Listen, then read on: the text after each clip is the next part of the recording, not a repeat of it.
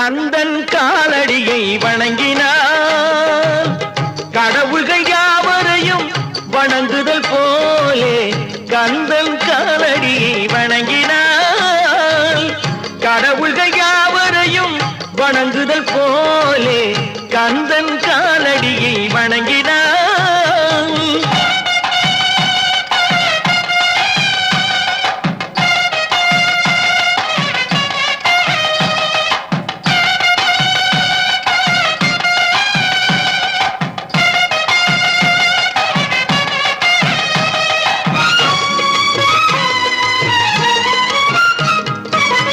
தந்தை பரவனுக்கு சிவகுருநாதன் தாயார் பார்வதியின் சக்திதானே வேலன் சிவசக்திதானே வேலன். தந்தை பரமனுக்கு சிவகுருநாதன்